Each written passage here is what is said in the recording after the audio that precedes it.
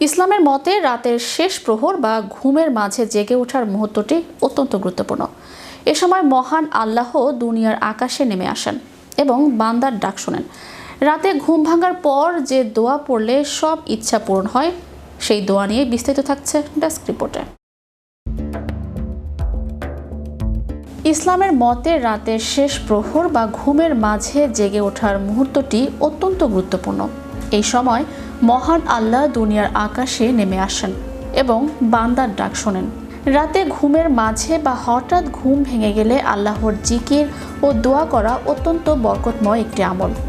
রাসূলুল্লাহ সাল্লাল্লাহু আলাইহি সাল্লাম আমাদের এমন একটি বিশেষ দোয়ার কথা শিখিয়ে দিয়েছেন, যা পাঠ করলে বান্দার গুনাহ মাফ হয় এবং এরপর যা চাওয়া হয় আল্লাহ তা কবুল করেন।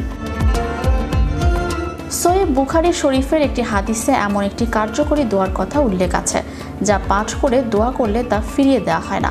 হযরত উবাদা বিন সামেত রাদিয়াল্লাহু তাআলা আনহু থেকে বর্ণিত, নবী করিম সাল্লাল্লাহু আলাইহি সাল্লাম বলেছেন, যে ব্যক্তি রাতে ঘুম থেকে জেগে ওঠার পর এই দোয়াটি পড়বে তার সব গুনাহ মাফ করে দেওয়া হবে এবং এরপর সে যা প্রার্থনা করবে আল্লাহ তা কবুল করবেন।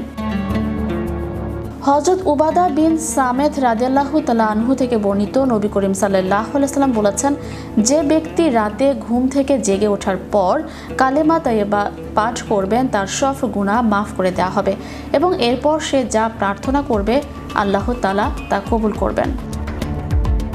এই দোয়াটিতে তাওহীদ, তাসবিহ এবং তাহমিদ সব একত্রে বিদ্যমান।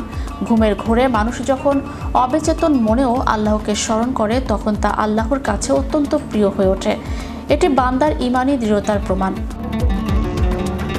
রাসূলুল্লাহ সাল্লাল্লাহু আলাইহি সাল্লাম শেখানো এই আমলটি অত্যন্ত সংক্ষিপ্ত, কিন্তু এর শক্তি অপরিসীম।